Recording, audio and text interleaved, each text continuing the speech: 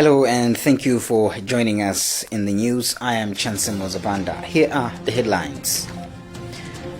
Parliament under fire for holding 3-week physical training amid surge in COVID-19 cases. State House still mum on release of civil service efficiency report presented to President by his vice some months ago. Disgruntled Kasungu citizens storm Eskom offices complaining about faulty transformers since March. And in sports, Civil Service United officially sanctions clearance of top 2 strikers, Raphael Pidi and Lakem Dezo, to move to Moyare Barracks. We'll now give you the news in detail. Parliament has come under fire for holding a 3-week physical training amid a surge in cases of COVID-19 global pandemic. This is the third cohort of 40 members of Parliament who have gathered in Lilongwe from Monday to be drilled on how they can effectively discharge their duties in the August House. However, a health rights activist, Mazigo Matimba, fears if goes unchecked, the citizenry will not take the COVID-19 preventive measures seriously. But Deputy Speaker of Parliament, Badali Tsokazombo, insists there are no alternatives for the training program. Alinafe Mlamba has filed this report. Parliament has made what some believe could be an absurd decision, holding a physical training for 40 legislators that will take up to 3 weeks. This training, according to information that I've gathered so far, will build the capacity of the members of Parliament on development. But the training and the mode of the training Parliament has opted for is what is being faulted. Health rights activist Maziko Mademba described the conduct by the MPs as hypocrisy of the highest order, saying going for virtue could have been the right thing to do. Parliament needs also to show championing the COVID-19 response, more especially looking at the upsurge of the cases. There are other options at the moment which they can use. Virtual or conferencing or virtual training is also important. We know that we cannot be waiting for COVID-19 forever, but I think they have to blend it into face-to-face, but more especially the major part of it should be virtual. Nevertheless, Deputy Speaker of Parliament, Madali Tsokazombo, is backing the decision, saying with the nature of the training, there is no way it could have been held online. If you have seen the setting and the measures that have been put in place, the idea was there to do it virtually, but the training is so comprehensive, the compact. That's why one of the speakers did say, in the past it was called a bachelor's degree, because of the nature or the content of the program. So what I've done is to make sure that we adhere to the measures that have been put in place by the Ministry of Health. So don't worry about that. The issue is, are we following the measures? But we will adhere to the measures. Malawi Institute of Management Acting Executive Director Samson Sikelo says the institution will follow all COVID-19 preventive measures while hosting the lawmakers. What we have done is that we have enhanced the preventive measures on COVID-19, as you have seen from the gate and on our key points that we have put in place sanitary. The National Assembly has not been spared by the pandemic. This year alone, at least 5 lawmakers have succumbed to COVID-19, while several others were also affected. Meanwhile, some people in Mzuzu have expressed mixed reactions on Malawi Police Service move to start strict enforcement of COVID-19 preventive measures effective Monday, 19 July. Details with Toera Kumenda. On 7th July, the Ministry of Health announced reinforcement of COVID-19 preventive measures, with some of them including mandatory wearing of masks, curfew from 10 p.m. to 6 a.m., and reduced public gatherings, among others. Following this, Malawi Police Service has warned of arresting and prosecuting all those that will be found defying COVID-19 rules and regulations through an operation dubbed Operation Varamask. This has attracted different views from people in the city of Mzuzu, where some believe the initiative is important, while others feel the law enforcers have delayed as cases are now already on the rise.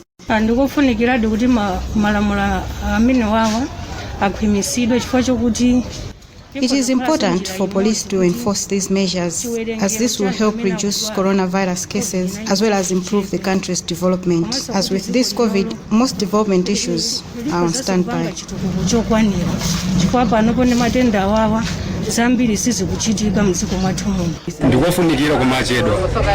It is needed, but they have delayed. The minute government announced these new measures, they should have started enforcing them. The police delayed as such, they won't have much impact. If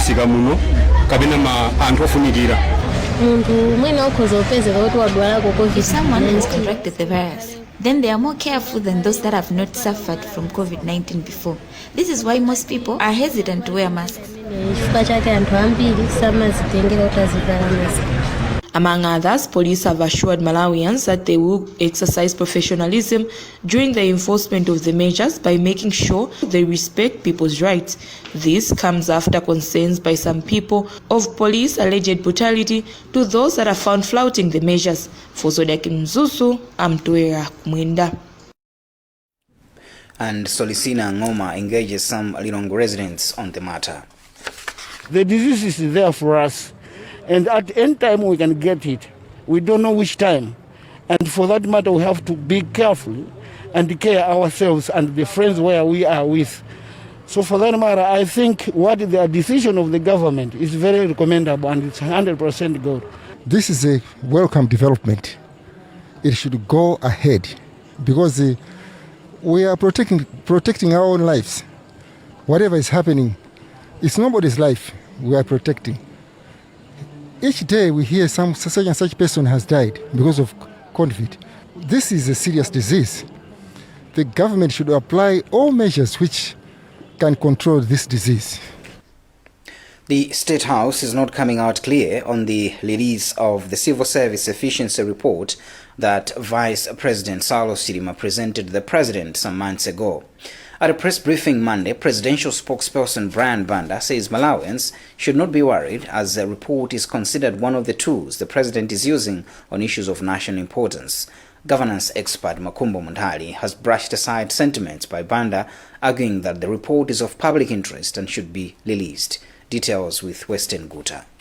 Presidential Press Secretary Brian Banda says that people should not continue worrying that the President is not making public the Public Sector Systems Review report, saying that the report is what the President is currently using to make decisions. The report was given to the President. It has now become one of the tools that he's going to use in governing this country. I must also say that the President was very impressed. The President was very impressed with how the report was done. He communicated this to the Vice President, he communicated this to the committee that worked on that particular report. Any decision that the President will make based on the recommendations drawn from that report, we will tell you. He says that this is because the President was impressed with the work by the team which reviewed the report led by his vice, Saulos Chilima. But governance expert Makumbo Muntali says that Banda is just speculating and is failing to understand why people want the report to be made public as it was voluntarily pledged by the President. I'll take that as just a political statement. Currently, there is no evidence to suggest that the decisions that the President is making are coming from such a report. In as much as the report was a product of the President's directive, its contents remain of public interest. At the same briefing, Banda took some time back the latest blunder by the President to appoint his daughter to a diplomatic mission. Banda said that criticism regarding this appointment is unfair, saying that people are just singling out the President's daughter for wrong reasons and there is nothing nepotistic about the appointment. The Presidential Press Secretary also dismissed allegations that the country's graft-busting body, the Anti-Corruption Bureau, is now working under instructions from some powerful government officials, with some saying the recent intention to question former President Peter Mutharika is a typical example, but Banda said that such reports are unfounded and that the President is committed to having an independent Anti-Corruption Bureau. Reporting for Zodiac, this is Western Guta. The Malawi Electoral Commission (MEC) has assured the citizenry and all electoral stakeholders that its ward and constituency demarcation exercise will be fair and according to the country's constitution. Commissioner Olivia Liwewe, who chairs the Commission's Electoral Support Services, made the assurance Monday in Lilongwe at the start of a workshop for commissioners and elections managers. Liwewe said the exercise, whose actual demarcation is expected to start and end next year, is expected to involve all electoral stakeholders. Madali Tsopiri reports. May Commissioner Olivia Nchajuliwewe, who chairs the Commission's Electoral Support Services Subcommittee, said the training on election management and boundary delimitation was very key as preparations for credible elections in 2025 start now. She admitted that the ward and constituency demarcation exercise was a sensitive issue, hence needs professional handling. But she assured that MEC was going to involve everyone for an amicable outcome. The demarcation of the ward and constituencies will be done in such a way that every concerned member will participate at the district level, at national level, even at parliament level, because eventually it is parliament that assents as to whether the reviewed boundaries are correct. MEC will rely on the discussions and deliberations with all people concerned. So it will be very participatory, and we will collectively as Malawians review the boundaries of wards and constituencies. The training is being facilitated by the International Support for Electoral Systems, IFIS. One of its senior officials, Pavel Kabashenko, explains what needs to be done for the exercise to succeed. As in all electoral processes, it's important to have professionalism, neutrality, and transparency. According to Commissioner Liwewe, the ward and demarcation exercise will cost 1.5 billion kwacha. For Zodiac, this is Madalito Piri reporting. In Kasungu district, some disgruntled citizens stormed the district ESCOM offices, complaining about the long time it is taking for the office to rectify a faulty transformer. One of the business persons at the trading center, Timothy Banda, said the center has not had electricity since March. The people argue that the situation has violated their right to economic activity. The two sides later went into a meeting. Nonkugwe has the details. People from Kadwara Trading Center stormed Kasungu ESCOM offices this morning to show their anger. They are accusing the company of delaying to rectify a faulty transformer in the area. According to one of the leaders of these concerned people, Yotam Eliot Mbeza, has told us that an ESCOM transformer in the area developed a fault in March this year, and have been making follow-ups with ESCOM to rectify the fault, but to this far, nothing has materialized. He told us that they warned ESCOM that they would hold a vigil at its offices to show their anger, and there hasn't been something that they haven't been assisted to this end, and they resorted to storm the offices to hold a vigil. So I would say that for some minutes, they are locked up in a meeting with ESCOM officials to discuss their issue, and they have resorted to say that by the end of this week, ESCOM would replace the faulty transformer with a new one. So at the moment, the people are going back to Kadwara Trading Center. This trading center is located about 15 kilometers west of Kasungu, Boma. So that's what has happened here in Kasungu. You're watching the news here on Zodiac. We'll be back with more after this.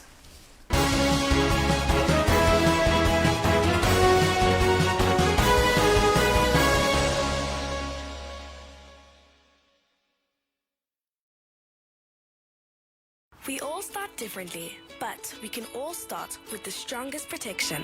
Because some start early, others start late. Some from little homes, others from big ones.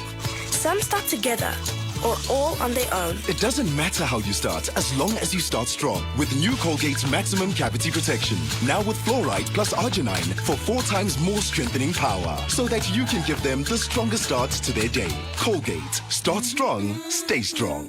I got a call from my driver telling me that my motor vehicle was involved in an accident in Balaka. I was shocked and very worried, considering that the car was only 4 months old. Get your vehicle covered against road accidents, fire, theft, and third-party liabilities at CIC General Insurance Limited. I submitted all my claim documents to my insurer, CIC, and within 14 days, I got my settlement through a bank transfer. I was very delighted and inspired. Later, I managed to purchase a replacement vehicle. Throughout the process, CIC staff were very diligent, friendly, accommodating and professional all the time. Our professional and friendly staff will ensure that you get the best customer experience that is second to none. For more information, visit our offices in Lilongwe at Area 3 Judge Building, opposite the District Commissioner's office. And in Blantyre, visit our offices at Livingstone House behind Plantation House. I recommend CIC all day, every day for all your insurance needs. CIC, we keep our word. UNICAF University, July to August 2021 intake. Special scholarships available at UNICAF University for bachelor, master's and doctoral degree programs. UNICAF University is accredited nationally by the NCHE and internationally by the British Accreditation Council in the UK. Enroll for internationally recognized degrees at a fraction of the cost. Feel safe knowing that your online studies with UNICAF University will not be disrupted by measures for the pandemic. From enrollment to graduation, everything runs smoothly online. Don't miss this golden opportunity. This offer is valid until the end of August 2021. So, apply today and get a free tablet when you register and pay the required deposit. Ring 01755 333 or WhatsApp 0993 907002 for more information. To achieve great things in life, you must do little things every day, like the 1, 2, 3 with Colgate.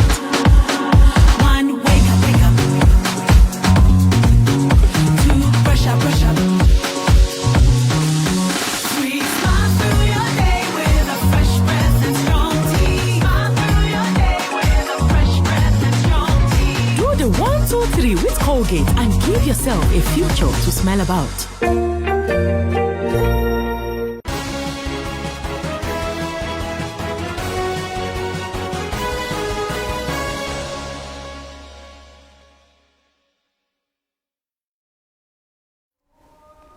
Welcome back. A look at the headlines as we continue. Parliament under fire for holding 3-week physical training amid surge in COVID-19 cases. State House still mum on release of Civil Service Efficiency Report presented to President by his vice some months ago. Disgruntled Kasungu citizens stormed ESCOM offices complaining about faulted transformers since March. And in sports, Civil Service United officially sanctions clearance of 2 top strikers, Rafael Piri and Lucky Mudeso, move to Moyare Barracks. Now moving on with the news, Civil Society Education Coalition says unity and investment is needed in the education sector now to retain the gains accrued from being eroded by the COVID-19 pandemic. CISEC board member Mr. Wesley Chabwera says it is imperative for players in the education sector to provide more investments besides what government is already doing to improve the sector. Meanwhile, the coalition has applied for additional funding from World Bank towards Malawi's National Education Sector Investment Plan running from the year 2020 to 2030. Pirantambala reports. Civil Society Education Coalition CISEC believes actualization of quality education in the country requires all stakeholders to play their rightful roles more than ever before, considering challenges that are piling now with COVID-19 pandemic. The coalition's board member Wesley Chabwera says they realize that achieving education aspirations is a long journey characterized with sacrifices and frustrations, hence demanding unity among stakeholders for the sake of offering hope to the children of Malawi. Mr. Chabwera observes the need for more coordination now on COVID-19 response in the education sector to slow down growing inequalities among urban and rural learners, which could have negative impact to the country's development agenda. What we're saying is that education cannot wait. Education needs to continue.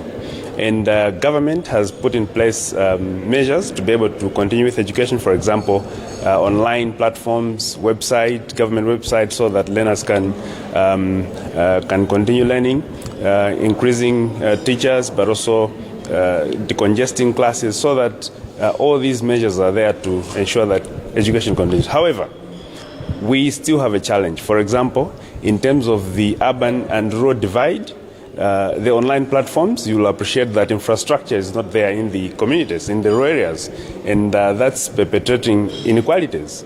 You find that learners in the urban areas are able to learn, but in the rural areas is difficult, as well as teachers. We are still complaining that there are no adequate teachers to be able to handle the shifts, double shifts, extra shifts that are being created, but also decongesting classes. So we need more teachers, we need infrastructure, we need more classrooms, we need water points, because for learners to wash hands, for learners to be able to follow sanitation procedures, we need facilities within the schools. And all these are challenges that we need to work together as stakeholders to be able to address these and ensure that education continues even amidst COVID. The Education Ministry, while considering myriad challenges choking efforts in improving education standards, says the stakeholders are doing their best in investing in the education sector for change. Director of Education Planning in the Ministry, Mr. Francis Joao, says achieving Sustainable Development Goal number 4 is paramount, since education is a precursor to national development. As government, we are taking a positive step that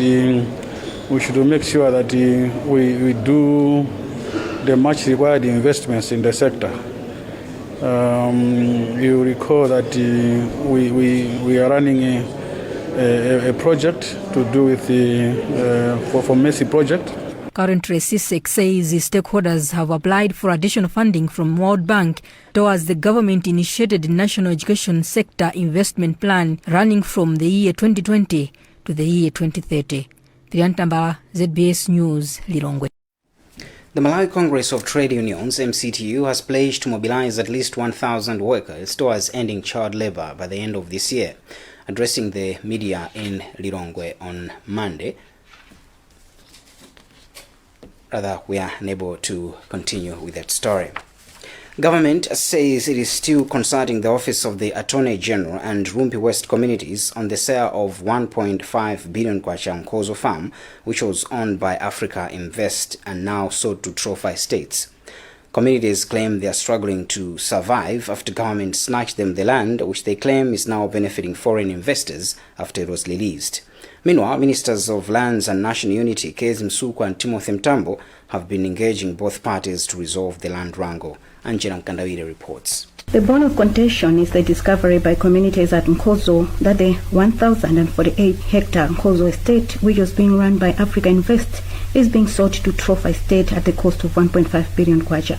Communities claim having given their land to government for free in 1977, the land was later leased and has been changing hands for 5 times amongst foreign investors, while they do not have anywhere to cultivate. Representing communities from the area, Chairperson for Rumpi Civil Society Network, Jai Kanyondo, says all they want is government to come out in the open and explain how the transactions are happening, or they would want to get back their land. They have to go there, right there at Nkozo, and try to dialogue with the local leaders so that they know the scope of this issue. After that is when the government can come up with the rightful decision. Meeting chiefs over the weekend and other representatives from the community, Minister of Lands Kezi Msukwa says government's focus is to make communities understand the law and how land lease transfers are conducted. The people of Nkozo have got their views, and as government we thought we should engage them so that they should be able to understand the law. And in wanting to make them understand the law, first of all, we had to ensure that we tell them that the truth about what the law says and how the transfers do go.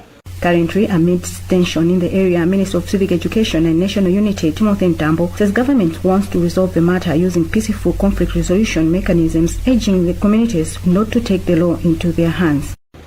Our stand is that we need to resolve this matter using peaceful conflict resolution mechanisms, and the dialogue is one of the processes. People should not take the law in their hands because our country is the country of laws. The land wrangle started in December 2020 after Africa Invest revealed its intentions of selling the land to some foreign company. Government stopped the land deal after communities from the area protested. For Zodiak, this is Angela Mkandawire. Moving on to business news, the Competition and Fair Trading Commission, CFTC, has ordered 20 out of 61 companies to pay 500,000 kwacha fine each for unfair trading practices. CFTC Acting Executive Director Poche Timu is however worried that the archaic laws guiding the commission are failing them to impose stiffer penalties to offenders. Andrew Viano has filed this report. According to Competition and Fair Trading Commission, CFTC, 61 companies were investigated on allegations that they were involved in unfair trading practices. Out of the 61, 20 have been found guilty and fined 500,000 kwacha each, while others have varied fines and some had their cases dismissed. Companies that have been fined include First Capital Bank, Kulima Gold, Castel Malawi, Speedy Foods, Blantyre Dairy, Capital Foods Limited, Agora Limited and Malawi Fertilizer Company. CFTC Acting Executive Director Apoche Itimu says they will continue upholding rights of consumers. The legislation that we have at the moment, which is the Competition and Fair Trading Act, was enacted in 1998. At the time, the fine that was provided for was 500,000 kwacha. So we cannot issue anything more than that. We are currently undergoing law review, and we are hoping that we can establish a framework where we have fines that are pegged against the turnover of a company. On overpricing of cooking oil, Itimu says the Commission will make its findings public in August. The results of our investigations will be presented to the Commission. They will look at the report and they will make the relevant determinations and orders. Meanwhile, Consumers Association of Malawi, KAMA Executive Director John Capito says the findings are only a tip of an iceberg in as far as violation of consumer rights is concerned. This is just a drop in the ocean of what I think is happening on the market. It's quite shameful for a country like ours that wants to be seen to be amongst also the few countries that are doing well in consumer protection and consumer satisfaction. CFTC was constituted by an act of Parliament to regulate, monitor, control and prevent acts which are likely to unfavorably affect competition and fair trading in the country. And moving on to sports, Civil Service United have officially sanctioned the clearance of two top strikers, Raphael Piri and Lakim Deso, to move to Moyari Barracks after 2 weeks of discussions with the MDF side. Both clubs have confirmed the development. However, the two players are still not eligible to play in the TNM Super League, at least until the Football Association of Malawi authorizes their move. The Sevens were reluctant to allow the players who have been employed as MDF soldiers to leave the club, citing Moyari did not follow proper procedures when recruiting them as players. Bright Kanyama has filed this report. After nearly 2 weeks of discussions, Civil Service United and Moyale Barracks have reached at a compromise which has seen the Sevens clearing its former captain Raphael Piri and Lakem Deso to play for MDF side Moyale Barracks. Civil were reluctant to sanction the move, citing some procedures were deferred when Moyale was recruiting the two as players. However, according to Civil Service United General Secretary Ronald Chiwaula, the players are now officially Moyale Barracks players, having agreed with the Mzuzu-based outfit. Procedurally, they were supposed to write us, which they did, and we thank the authorities at Moyale that they did the right procedure to write us and also to inform the Football Association of Malawi. What we have done is we have responded to them, and what remains now is probably to be cleared with the Football Association of Malawi. But to us, Raphael Piri and Lagendezo, they no longer belong to Civil. However, the two, Piri and Mdezo, are not eligible to play in the Super League at the moment, at least until they are registered by Super League of Malawi and Football Association of Malawi following the closure of the transfer window. Meanwhile, Moyale Barracks General Secretary Major Flower Mwale told us that they have written Sulom for consideration. We hope that Sulom will seek indulgence of Football Association to have the player registered as an emergency so that we allow him to get back to what he does best, which is football. Raphael Piri and Lagem Dedzo were... And that's about what we had time for in this news edition, but before we go, a look at the headlines. Parliament under fire for holding 3-week physical training amid surge in COVID-19 cases. State House still mum on release of Civil Service Efficiency Report presented to President by his vice some months ago. Disgruntled Kasungu citizens storm ESCOM offices complaining about 40 transformers since March. And in sports, Civil Service United officially sanctions clearance of two top strikers, Raphael Piri and Lakim Deso, to move to Moyale Barracks. Visit our website, zodiacmalawi.com, for more news. My name is Chansimo Zabanda. Thanks for watching.